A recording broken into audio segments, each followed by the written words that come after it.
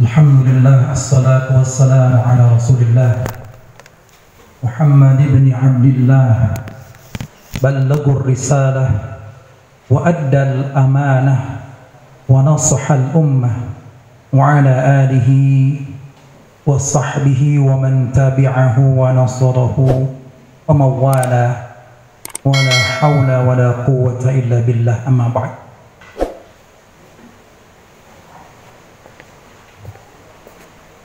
Segala puji bagi Allah, salawat dan salam untuk Rasulullah sallallahu alaihi wasallam, juga untuk keluarga, sahabat dan semua pengikutnya. Semoga kita yang sekarang berada di tempat ini termasuk pengikutnya dan mudah-mudahan bisa mendapatkan syafaat beliau nanti di yaumil akhir. Pada yang saya hormati Pak Haji Alam sebagai Kepala Sekolah, Pak Subandrio Wakil Kepala Sekolah, juga Dewan Guru dan para karyawan, juga adik-adik sekalian yang berbahagia ya. Ya, kenalkan saya Kang Adang. Kalau Bapak panggil Kang Adang aja lah ya. Alhamdulillah tadi jalan jam 6 dari rumah sampai sini setengah 7. Alhamdulillah bisa bersilaturahim. Baik, sebelum nanti baca doa bersama, paling tidak ada beberapa yang sama-sama perlu kita perhatikan kembali ya. Sama ini juga kan, kalau kita bicara itu memang sebetulnya untuk kita. Kalau Jumat itu yang khutbah itu suka mengatakan usikum wa nafsi bitaqwallah.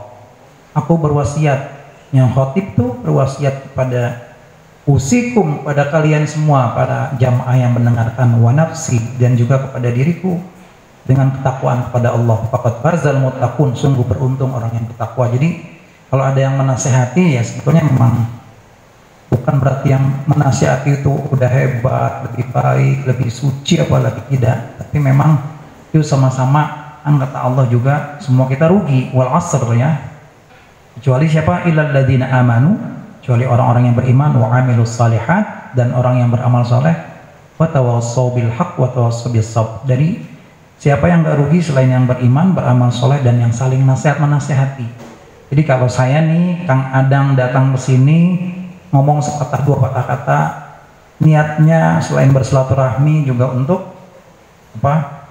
Menasehati saya, diri saya sendiri, juga kalian adik-adik yang kebetulan insya Allah hari Senin besok ya mau ulangan, mau ujian ya tertulis. Sejak pandemi ini baru sekarang diadakan tertulis selama 5 hari. Tadi saya tangkap sedikit, kalau udah Pak Haji tadi bicara tentang sekarang kita alhamdulillah masih bisa berkumpul di sini, tentunya ya karena nikmat Allah, diantaranya nikmat hidup. Ya, nikmat hidup itu mahal. Saya baru kemarin hari Selasa, tetangga saya, kalau saya ini sudah hampir 50, tetangga saya baru 40, pas ulang tahun ke-40. Hari Senin apa hari Minggunya dia ulang tahun ke-40.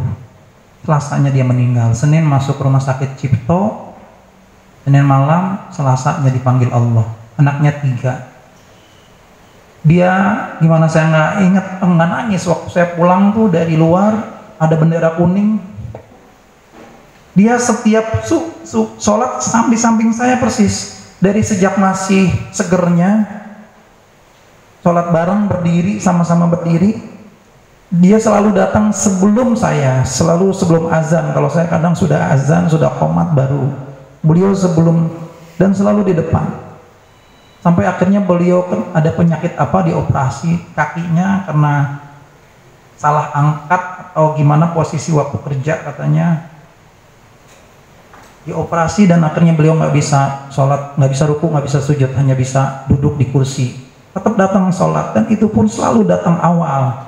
Saya sampai kadang ngiri beliau yang sakit, selalu berjamaah. Kadang hujan-hujan gerimis pun beliau datang. Sampai akhirnya off, nggak sholat sampai sekitar 2 minggu. Dengar-dengar kabar beliau berbaring di rumah, kadang ke rumah sakit, pulang lagi, dan hari Senin itu terakhir ke rumah sakit Cipto.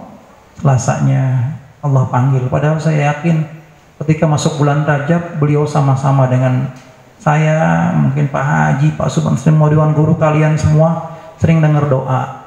Waktu Rajab itu masuk tanggal 1 Rajab, Nabi mengajarkan doa, Allahumma barik lana fi Rajab wa Sya'ban, balighna Ramadan. Ya Allah, berkahi kami di bulan Rajab, bulan Sya'ban, dan sampaikan kami pada bulan Ramadan.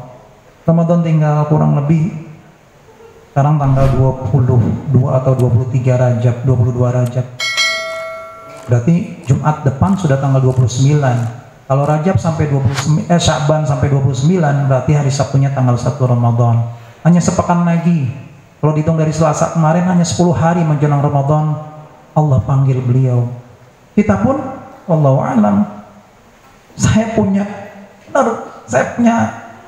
teman yang keluarganya ada yang Ramadan nanti malam. Ramadan nanti malam, tarawih pertama. Setelah asar ada keluarga yang dipanggil. Jadi nggak tahu umur kita nih nyampe apa enggak, makanya nyampe apa tidak dengan Ramadan tahun ini. Ya, kalian juga nih sama. Apakah nyampe apa tidak? Berarti kalau nyampe bisa menyelesaikan ujian selama 5 hari itu. Tapi kalau nggak nyampe, misalnya Senin, sama sekali tuh. Sekarang hari Jumat, nggak tahu Sabtu, Minggu besok, apakah di antara kita masih hidup? Karena di Quran surat Luqman ayat-ayat terakhir Allah katakan, "Wa ma tadri nafsum madza taksibu ghadan." Seorang itu nggak ada yang tahu apa yang akan dia perbuat besok. "Wa ma tadri nafsum bi ayyi ardin tamut." Dan setiap orang juga nggak ada yang tahu bi ayyi ardin tamut, di bumi mana dia akan meninggal. Jadi permasalahan kematian itu bicara tentang kematian dua, di mana dan kapan, itu hanya rahasia Allah, nggak ada yang tahu.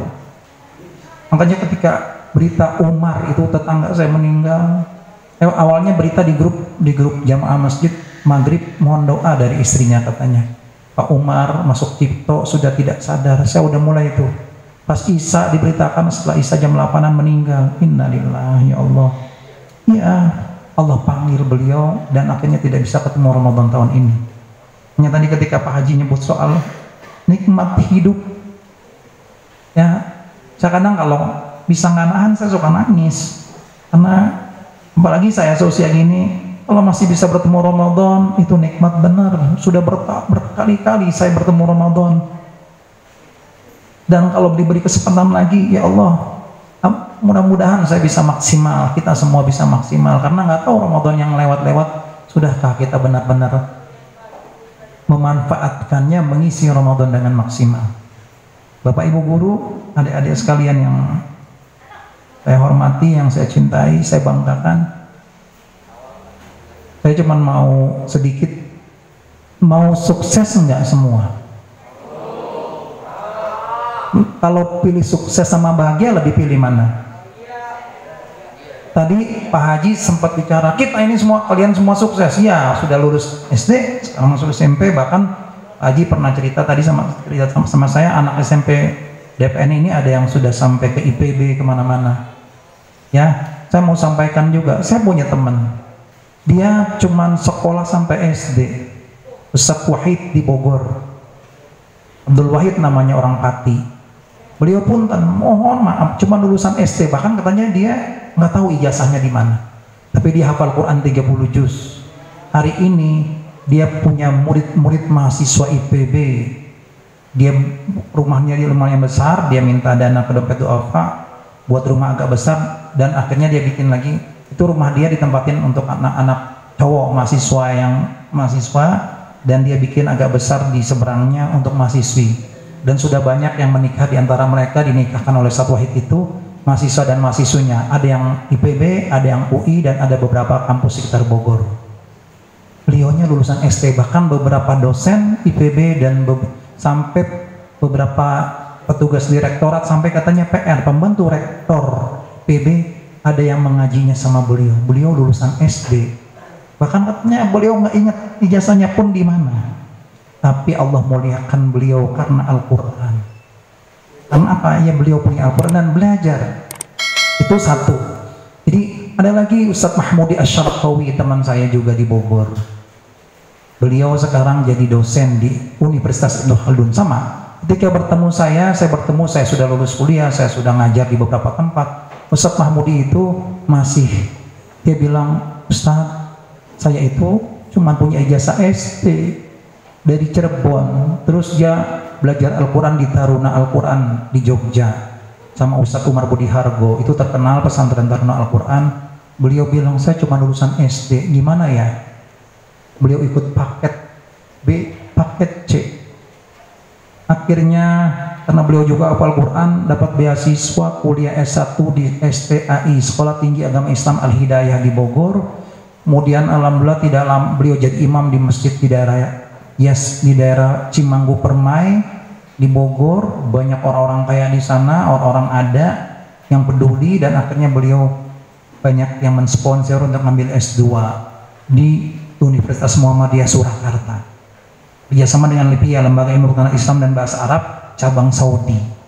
Lulus S2, beliau akhirnya sampai juga ke S3. Bayangkan, saya yang waktu itu sudah sarjana, ketemu beliau masih lulusan SD. Beliau curhat ke saya, minta nasihat saya aja masih S1 aja, beliau sudah S3. Seorang Mahmudi As-Sartawi, anak Cirebon, sekali lagi karena kesungguhannya.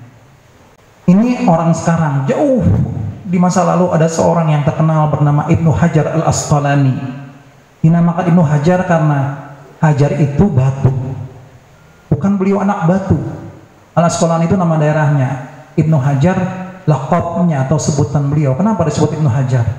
Beliau seorang santri, kalau boleh kita katakan, yang sebetulnya sudah putus asa, karena di tahun pertama teman-temannya naik, dia tetap masih di kelas yang itu.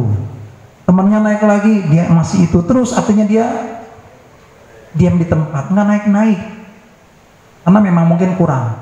Seorang Ibnu Hajar, tadinya nama aslinya saya lupa namanya siapa, tapi yang jelas kisahnya begini. Beliau akhirnya memutuskan, gue pulang aja lah, gue kayaknya nggak bisa belajar. Pulang dari pondoknya, pulang ke rumahnya. Di tengah jalan karena hujan besar, beliau sempat beristirahat, dan beliau melihat dalam istirahatnya itu meneduh di satu tempat ada batu besar. Batu itu kena tetesan air dari atap bangunan tempat di mana beliau istirahat. Batu besar keras, nah tetesan air sedikit retak itu batu itu retak dan akhirnya terbelah, retak dan terbelah. Dari situ beliau dapat inspirasi, beliau tidak jadi pulang. Beliau akhirnya gimana? Beliau balik lagi ke pondoknya. Kata beliau, kalau batu saja yang keras dengan tetesan air yang terus menerus bisa apa, retak dan akhirnya belah. Gimana saya? Soalnya kalau saya terus belajar, insya Allah pasti saya yakin saya bisa. Dan terbukti beliau pulang, dan akhirnya prestasi beliau seorang Ibnu Hajar Al-Asqalani mengalahkan teman-temannya di pondoknya yang lebih dulu lulus dari beliau. Beliau terkenal, ulama besar. Cek kalian cari di Google nanti, Ibnu Hajar Al-Asqalani. Ya. Dan juga Rasulullah pernah katakan, "Man arada dunya fa alaihi bil ilmi." Siapa yang mau dunia? Rasulullah katakannya arada dunya. Arada yuridu, ingin banget. Ya, kalau bagi beberapa kata para ulama, ini arada ini beda sama tadi kan, kalian inginnya sukses dan bahagia, beda nggak? Baik, kita lanjutkan dulu hadis tadi. Kata Nabi, siapa yang ingin dunia, ingin kehidupan dunia, fa'alaihi bil ilmi, maka haruslah dicapai kehidupan dunia itu. Kalau mau menguasai dunia, mau hidup senang di dunia, ya fa'alaihi bil ilmi, maka haruslah kita usahakan dengan ilmu. Wa man arada al-akhirah, siapa juga yang ingin kehidupan akhirat, ingin sukses, ingin bahagia, ingin senang, ingin nikmat lah di akhirat nanti, fa'alaihi bil ilmi, maka capai juga dengan ilmu. Waman aradahuma, kata Nabi, waman aradahuma, siapa yang ingin dua-duanya, dunia akhirat sukses, bahagia, fa'alaihi bil ilmi, maka capailah juga dengan ilmu. Kenapa saya bedakan? Ada orang sukses nggak bahagia loh adik-adik. Saya pernah dibajai sama istri, beneran. Istri saya sudah almarhum. Waktu itu saya suka antar jemput beliau di rumah sakit Islam.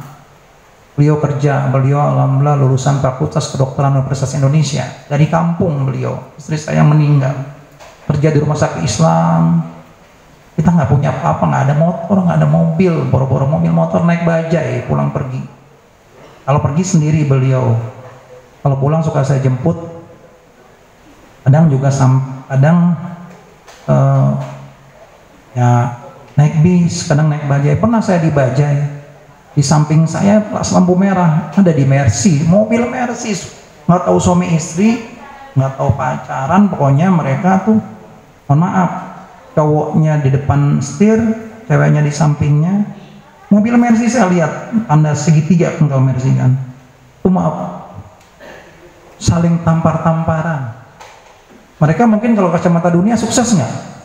Sukses nggak? Mobil Mercy, lambang kemewahan lah. Tapi ternyata tampar-tamparan. Kayaknya nggak harmonis itu kalau itu suami istri. Apalagi kalau bukan suami istri. Waduh, naudzubillah. Artinya orang sukses belum tentu bahagia. Sukses itu orang lihat, tapi kalau bahagia kita yang rasain. Nah, makanya kalau kita bisa sukses dan bahagia, yang tadi kata Rasulullah, pakai ilmu. Kalau insya Allah orang punya ilmu, bisa dia sukses juga, bahagia juga. Nggak sukses aja, bahagia juga. Insya Allah kalau orang bahagia sih sukses lah, walaupun kacamata sukses beda-beda ya. Dikembali dengan ilmu. Makanya mudah-mudahan bisa kayak tadi teman-teman saya tuh lulusan SD, tapi hanya SD, tapi akhirnya Allah angkat. Dan inilah Allah akhirnya jelaskan di Quran surat Al-Mujadilah ayat 11. Allah katakan, yarfa'illahu alladhina amanu minkum walladhina utul ilma darajat. Allah akan angkat, yarfa'illah alladhina amanu minkum, orang-orang yang beriman di antara kalian, walladhina utul ilma, dan orang-orang yang diberi pengetahuan, yang punya pengetahuan, darajatin, beberapa derajat. Artinya syarat naik tingkat, naik level adalah iman dan ilmu. Kita punya iman, nggak punya ilmu, nggak belajar. SMP selesai udah nih, udah. Jadi apa? Punya ilmu nggak punya iman lebih parah lagi. Jadi harus punya iman dan ilmu ya. Insya Allah. Jadi setelah ini, setelah lulus ini terus. Satu lagi, saya punya teman benar-beneran, teman SD saya. Kalau yang tadi teman kenal setelah saya dewasa, yang Ustadz Wahid, Ustadz Mahmudi Asyarkawi, teman saya benar Saiful, sekarang tinggalnya di Ciledug, di daerah Kreo sana. Lulus SD, sama-sama lulus SD, saya ke SMP negeri di daerah saya, lanjut SMA negeri, alhamdulillah, lanjut kuliah, itu pun masih dibiayai orang tua, alhamdulillah orang tua saya mampu, bisa sekolah SMP, SMA sampai kuliah. Itu Saiful teman saya nggak bisa sekolah. Mohon maaf, waktu zaman saya dulu tahun 87 saya lulus SD, itu masuk SMP biar negeri harus bayar. SPP-nya lumayan. Ada uang ini uang itu, artinya nggak gratisan zaman dulu. Beneran, akhirnya Saiful itu terpaksa tidak sekolah. Terpaksa nggak sekolah, dia kerja dari cleaning service, OB dan seterusnya. Saya kaget. Setelah sekarang era medsos, kita bisa ketemu kembali dengan teman-teman, dipertemukan kembali melalui apa? Ada yang FB, IG, dan di WA. Kita bertemu kembali, kaget dengar-dengar teman saya Saiful itu sudah punya posisi bagus di kantornya, di tempat kerjanya, dan beliau pendidikannya sudah S2. Kalah saya juga. Saya mah masih S1 aja, karena mungkin beda. Saya dibiayain orang tua sampai lulus kuliah. Saiful itu sekolah SMP-nya karena nggak sempat, dia paket B. Terus SMA-nya dia paket C. Dan akhirnya apa? Sampai bisa kuliah. Ya, artinya insya Allah kalau kita tadi terinspirasi betul-betul niat belajar, yakin Allah akan angkat derajat kita. Dan Allah akan kasih jalan ya. Dan satu lagi untuk muat bekal kita nih, bahwa Nabi katakan, dan ingat kalau Rasulullah yang katakan, bukan kata saya nih, kata Rasulullah, Wa ma yantiqu di Quran surat An-Najm. Quran surat berapa tuh An-Najm 152 53 surat 53. Allah katakan wa ma yantiqu 'anil hawa in huwa illa wahyu yuha. Jadi kalau Rasulullah mengatakan sesuatu itu wa ma yantiqu 'anil hawa, dan tidaklah yang dikatakan Rasulullah itu dari hawa nafsunya. In huwa illa wahyu yuha. Semuanya adalah wahyu dari Allah. Nah, Rasulullah katakan lagi satu, man salaka tariqan yaltamisu fihi ilman sahhalallahu lahu tariqan ilal jannah. Man salaka tariqan, siapa yang memudahkan langkah kakinya, man salaka tariqan yaltamisu fihi ilman, untuk mencari ilmu, sahhalallahu lahu, Allah akan mudahkan baginya tariqan ilal jannah, jalan ke surga. Jadi menuntut ilmu itu jaminan ke surga. Kata Ustaz Arifin Ilham, seorang itu tidak akan bisa merasakan surga di akhirat nanti sebelum dia merasakan surga dunia. Beneran, surga dunia itu apa? Ketenangan, kedamaian, ketentraman. Walaupun kita mungkin gak bergelimang harta, percaya deh, kalau sudah dapetin surga itu, mungkin ulama-ulama itu merasakan. Hatta para raja katanya akan ngiri dengan ketenangan, kedamaian yang didapatkan oleh mereka-mereka yang bertakwa, ya, yang dapat surga dunia sebelum surga yang nanti, surga yang nikmat banget di akhirat, ya. Bapak Ibu, Dewan Guru sekalian, Pak Haji Alam sebagai kepala sekolah yang saya hormati, dan juga adik-adik, itu sedikit ya motivasi kita untuk terus belajar, insya Allah. Jadi bahwa kalau kita mau naik level, mau belajar ya, sekali lagi belajar terus. Yakinlah Allah akan angkat derajat kita dengan ilmu pengetahuan. Lalu tentang kenapa kita belajar, itu kan bentuk ikhtiar dunia, ada untuk ikhtiar akhiratnya doa. Makanya alhamdulillah sekolah hari ini mengadakan doa bersama, paling tidak yuk kita bisa berdoa bareng-bareng. Ya sedikit sih yang nanti kita doanya bareng-bareng, yang penting saya mau sampaikan tentang doa nih. Jadi gini, ada di zaman Utsman bin Affan, seorang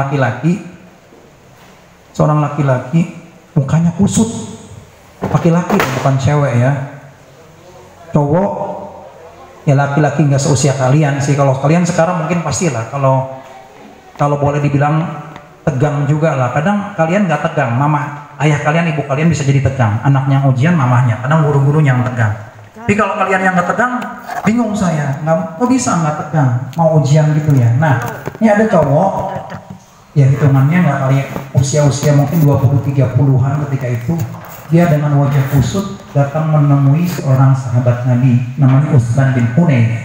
Ini di zaman Utsman bin Affan, khalifah keberapa?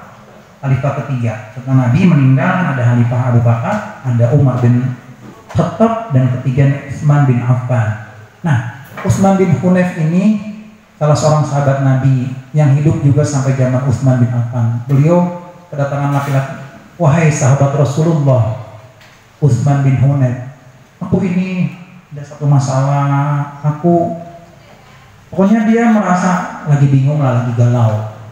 Beliau ingin sekali ketemu dengan Utsman bin Affan, khalifah kalau sekarang bukan presiden lagi, sudah levelnya jauh di atas presiden, karena zaman Umar bin Khattab itu kali Islam 2/3 bumi, 2/3 dunia dikuasai oleh Islam. Zaman Utsman bin Affan kurang lebih sama, jadi hampir seluruh dunia dikuasai Islam. Nah, beliau kan, engkau dekat dengan Utsman bin Affan, bisa nggak kalau aku dipertemukan? Kan biasa, kita bisa nggak ketemu, jangankan Pak Jokowi, Pak Gubernur, Pak Anies misalnya, atau Pak Wali Kota, bisa nggak langsung ketemu? Biasanya sih ya Pak Haji, ada apanya? Ada protokolernya dan orang-orang dekatnya lah. Tapi kalau langsung nggak bisa, begitu pula ya zamannya. Bisa nggak? Bisa aja sih, kata Utsman bin Hunayf. Aku bisa, tapi kalau bisa ente doa. Ente doa, aneh bisa nih ngasih ente jalan biar ketemu Utsman bin Affan, Amirul Mukminin, pemimpin kaum muslimin, tapi ente doa juga. Kenapa gitu? Kan bisa langsung aja. Enggak, gini, kalau kita punya hajat tuh perlu doa. Karena saya dulu pernah lihat benar-benar ada seorang buta di zaman waktu masih ada Rasulullah, seorang buta menemui Rasulullah SAW Beliau minta, ya Rasulullah, tolong aku ini, tolong ya Rasulullah, tolong doakan aku agar sembuh, agar aku bisa melek lagi, aku bisa melihat lagi. Oh, kata Rasulullah, kalau engkau sabar, insya Allah pahalmu besar. Inna wa yuwaffas sabiruna ajrahum bighairi hisab. Orang yang sabar itu pahalanya tanpa batas. Kalau engkau sabar, surga untukmu. Ya tapi Rasulullah, aku ingin bisa membaca Quran misalnya, aku ingin beribadah lebih maksimal gini-gini. Padahal kalau Rasulullah mau di ustaz juga tuh beneran melek. Sama Rasulullah dia ustaz melek. Tapi mau nggak kamu aku ajarin doa? Ya, kamu wudu dulu, kamu berdoa. Udah, kamu lakukan itu dulu. Nanti aku ajarin doanya. Udah, dia wudu, diajarin doa sama Rasulullah. Nah, udah setelah itu dia ke masjid, dia sholat dan dia membaca doa seperti yang diajarkan Rasulullah. Nggak lama tuh Utsman bin Hunayf ngeliat keluar dari masjid sahabat yang buta tadi melek beneran dengan doa yang diajarkan Rasulullah. Nah, ente mau nggak, kata Utsman bin Hunayf, saya ajarin doa itu. Ajarin doa itu yang dengan doa itu hajat ente bertemu dengan Utsman bin Affan Amirul Mukminin, pemimpin kaum muslimin, bisa tercapai. Mau? Diajarin dia doanya, dia wudhu, dia berdoa, pergi tuh berdua. Kalau Utsman bin Hunayf nggak tahu pergi kemana, dia pergi ke masjid berdoa. Keluar dari masjid, ada salah seorang, ya mungkin orang dalam lah, orang dalam istana, orang dalamnya, orang dekatnya Utsman bin Affan manggil, "Ta'al ya rijal, ta'al, sini, ada apa sini? Engkau mau ketemu Utsman bin Affan ya? Insyaallah beliau bisa bertemu dengan kamu, ayo aku ajak, bertemulah, ngobrollah dia. Selesai ngobrol-ngobrol dengan Utsman bin Affan, dia ketemu Utsman bin Hunayf. Dia bilang, wahai saudaraku Utsman bin Hunayf, sahabat Rasulullah SAW, engkau tadi sudah bertemu Utsman bin Affan ya, dan sudah bilang pada beliau kalau aku ingin bertemu. Tidak sama sekali, aku belum sempat ketemu Utsman bin Affan. Jadi aku belum bilang apa-apa sama beliau. Tapi ternyata hajatnya beliau, hajat si laki-laki yang tadi mukanya kusut ini yang galau, ternyata dikabul Allah, bisa bertemu Utsman bin Affan dengan doa yang diajarkan oleh Utsman bin Hunayf tadi, yang diajarkan Rasulullah pada orang buta. Apa doanya? Saya bacakan. Saya juga takut lupa, makanya saya sengaja ini saya simpen, takut saya lupa, karena kadang kita juga tuh suka nama. Nanti insya Allah saya share, saya minta nomor Pak Haji, nanti saya share ke Pak Haji, nanti bisa kalian baca malam-malam setiap habis sholat. Nanti malam mau apa, kalau kalian bangun sebelum subuh, walaupun sedikit ya, bangun walaupun sedikit, kan ciri orang-orang bertakwa itu. Dan muttaqina fi jannatin wa uyun akhidina ma atahum rabbuhum innahum ya Allah, inna lil muttaqina fi jannati wa uyun akhidina lima atahum rabbuhum innahum kanu qabla dzalika muhsinin kanu qalilan min al-laili ma yahja'un wa bil ashari hum yastaghfirun. Mereka itu ciri-ciri orang yang bertakwa adalah mereka yang sedikit tidurnya di waktu malam, wa bil ashari hum, dan di waktu sahur yastaghfirun, mereka minta ampun pada Allah. Nah, sempat juga kita sempetin minta karena Allah turun tuh. Nah, ini ada doanya dari Nabi yang diajarkan Nabi, dan saya nanti mungkin akan kasih ke Pak Haji, Pak Subandrio, atau tadi Pak siapa Pak? Saya minta nomornya, nanti saya share biar kasih ke murid-murid ya. Jadi biar bisa mereka baca. Ya, kasih ke Pak Haji. Nih doanya, saya juga sengaja nyimpen nih, takut lupa. Ya karena kalau saya bacain sekarang belum tentu juga kita hafal ya. Nih, Nabi ngajarin, Allahumma inni as'aluka wa atawajjahu ilaika nabiyyika Muhammadan sallallahu alaihi wasallam Nabiyyir rahmah, ya Muhammad ya Nabiyyur rahmah, inni atawajjahu bika ilallah liqada'i hajati lituqda Allahumma fasyafi'hu iya. Ya, ini intinya, gampangnya artinya, ya Allah, aku memohon kepadamu, ya, wa atawajjah, menghadapkan ilaika, menghadapkan wajahku kepadamu, binabiyyika Muhammad sallallahu alaihi wasallam nabiyur rahmah, dengan perantara, dengan wasilah nabimu, nabiyur rahmah, nabi yang penuh kasih sayang. Bahkan lanjutkan, ya Muhammad, ya nabiyur rahmah, wahai Muhammad, nabi yang penuh kasih sayang, inni atawajjahu bika, aku menatapmu, aku bersamamu gitu, menghadap Allah, ilallah, liqada'i hajati, lituqda, agar Allah tunaikan hajat-hajatku, agar dikabul sama Allah. Allahumma tasyafi'hu fiyya, ya Allah, tasyafi'hu, dengan syafaat Muhammad, dengan syafaatnya, dengan syafaat beliau, sampaikan hajatku ya Allah. Makanya tadi Pak Haji bicaranya, kita itu nggak bisa kalau tanpa masuk surga itu tanpa syafaat Nabi, ya, ya. Makanya ibadah kita itu capek lah, susah. Kalau bisa mau dapetin surganya Allah dengan ibadah kita, berat dengan syafaat Nabi, dengan rahmat Allah. Nah, makanya ini doa bagus karena sudah ada ceritanya sahabat buta dan seorang sahabat di zaman Utsman bin Affan yang mau ketemu, apalagi cerita banyak-banyak lain lagi nanti. Cerita mereka punya hajat, Allah kabulkan dengan wasilah-wasilah ibadah kepada Allah, ya. Nah, terakhir sebelum nanti doa, saya mau sampaikan ini. Cerita dari Ustaz Yusuf Mansur tentang anak muda mahasiswanya yang bingung besok mau ujian, dia nggak, udah beberapa hari dia mau belajar, mau ulangan semester, mau ujian semester akhir UAS, namanya ujian akhir semester. Ada satu materi kuliah yang dia nggak bisa, sudah beberapa hari belajar nggak bisa. Dia bingung. Allah tunjukin tuh malam itu dia dengar ceramah dari seorang ustadz tentang sedekah. Karena ada hadis Nabi, belilah masalah kamu, belilah hajat kamu dengan sedekah. Dia karena bingung nggak masuk, dia belajar, udah Bismillah. Dia cari pagi-pagi, gua keluar, dia cari, dia punya uang 20.000, dia kasih tuh ke tukang sampah pasukan oren. Ini nggak lama kejadiannya, maksud cerita mungkin 4-5 tahun yang lalu. Ada pasukan oren waktu itu, apa sebelum pasukan oren, kalau sekarang udah gede gajinya Pak Haji ya, udah UMR. Dulu waktu pasukan oren gajinya masih kecil, beliau cari-cari, pokoknya alhamdulillah ada, Pak terima ya Pak. Kenapa deh? Terima ya Pak, akan saya mau ujian. Oh iya insya Allah. Ya sampai di kampus, jauh sebelum waktunya ujian jam 8 lah, dia sampai jam 6, jam setengah 7-an gitu. Dia ketemu teman yang sama-sama lagi bingung, nggak ngerti-ngerti tuh materi yang mau diujiankan. Akhirnya, bro, gue ini dapat soal dari temen gue di kampus lain. Jadi dosennya sama, mata kuliahnya sama, dosennya sama. Ya siapa tahu, yang mana nggak tahu kalau ternyata apa yang diulangan kan soalnya sama. Yuk kita belajar aja nih materi ini. Dia belajar, dia cari-cari jawabannya gimana. Itu bukan nyontek karena memang itu mah dia dapat info dari temennya bahwa soalnya kayak gini. Lo pelajari aja bab yang ini. Dia coba pelajari, beneran ya Allah. Pas ulangan soalnya sama, dapat bagus dia. Tapi satu hal pasti itu karena sedekahnya.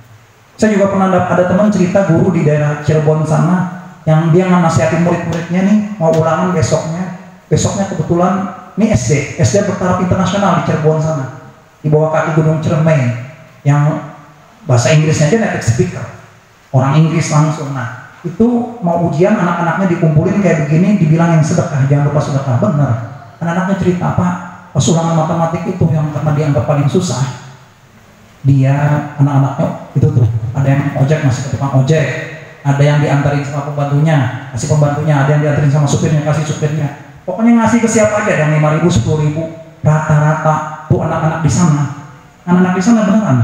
Karena saya juga sering ke sana ketemu teman dan mereka cerita, ya loh Pak, ya Pak Adang, manggil saya Pak Adang, kami rata-rata 9 di sana anak-anaknya matematiknya waktu itu.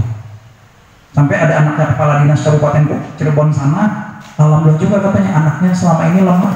Beneran, pas ulangan itu pagi mau ulangannya mereka sedekah. Ada yang 5.000, ada yang 10.000, yang mampu 1.000, Allah mudahkan. Nah beli hajat-hajatmu, cari solusi dari masalahmu dengan sedekah. Ya, insya Allah praktekkan itu. Jadi dengan doa juga sedekah pagi-pagi hari Senin besok. Kalau bisa mulai besok hari Sabtu, Minggu, Senin kalian sebelum berangkat sedekah, biar 1.000, 5.000, 10.000. Benar, sedekah. Allah mudahkan kalian. Dan sekali lagi, jangan coba-coba nyontek. Jangan coba-coba nyontek. Buat apa kita cari ridhonya manusia, ridhonya guru, ridho orang tua, kesenangan semua pihak, tapi demi kebencian Allah di atasnya. Kalau kita nyontek, jangan sekali-kali nyontek. Biarlah kita jelek, karena kita nggak bisa nih, kita pasrah, Allah ridho sama kita. Allah akan buat semua orang nanti ridho. Jadi jangan sekali-kali. Ya makanya sering-seringlah berdoa, Allahumma arinal haqqa haqqan warzuqna ittiba'ah. Ya Allah, tunjukkan pada kami yang benar itu benar dan berikan kami kekuatan untuk melaksanakannya. Wa arinal batila batilan, dan tunjukkan pada kami yang batil itu batil. Warzuqna ittiba'ah, warzuqna ijtinabah, dan berikan kami kekuatan untuk menjauhinya. Nyontek jangan sekali-kali. Asli itu sudah membuat kita cacat di mata Allah dan tidak akan berkah kita, ya. Jangan sekali-kali nyontek, beneran, jangan pokoknya. Nggak bisa sekalipun, wah kalau soal nyontek ini saya mau banyak. Satu saja saya SMA pernah ulangan 0. Ulangan seni musik, guru tiba-tiba masuk. Gurunya Kristen, Bapak Haji Bu Wiwi namanya, masuk, selamat pagi anak-anak, langsung, hari ini ulangan. Beneran ulangan. 10 soal, satu-satunya saya sendiri yang 0 beneran. Saya ingat waktu SMA kelas 1, teman-teman ada yang 8, 9, nggak ada yang 10 juga, 8, 9, 8, 9. Jadi teman-teman itu nyantai aja pada lihat buku dari laci. Ada yang, "Dang, lo nggak bisa, lo udah lo, nih dari gue ini jawaban, nggak mau gue. Dang, lo tak gimana? Nggak masalah." Benar, minggu depannya saya dipanggil, "Standar kamu, kenapa kamu nggak bisa? Kemarin kamu 0. "Iya Bu, nggak belajar Bu, mohon maaf." "Ya nanti mudah-mudahan bisa ulangan lagi Bu ya, saya bisa tebus," saya bilang. Yang lain tuh bagus-bagus, saya masa mau bilang yang lain nyontek semua Bu dari buku.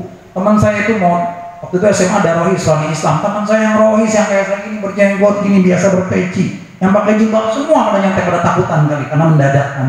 Saya tidak yakinkan, saya enggak. Bu gini aja Bu, minggu depan ulangan lagi, saya bilang. Saya usul minggu depan ulangan lagi Bu. Tapi Ibu jangan bilang anak-anak, jangan bilang teman-teman, buku kumpulin ke depan. Jadi biar mereka nggak bisa lihat buku. Ibu bilang ulangan dari sekarang, ulangan lagi minggu depan. Jangan mendadak dibilangin kapan lah Ibu mau, tapi Ibu jangan bilang kumpulin buku. Benar, ulangan lagi kumpulin buku. Dibilangin bab sekian, jadi saya bisa belajar juga. Alhamdulillah. Hari pas ulangan lagi, walaupun saya nggak 10 tapi saya yang paling tinggi. Teman banyak yang di bawah 5. Akhirnya guru tahu bahwa bisa jadi yang ulangan kemarin itu nggak beres. Kuliah saya begitu, nggak bisa saya diam, nggak bakalan saya. Nggak bakalan. Mau 0 mau berapa nggak ngaruh. Karena saya cari ridho Allah. Yuk kita cari ridho Allah, Allah akan mudahkan semua. Ya, baik.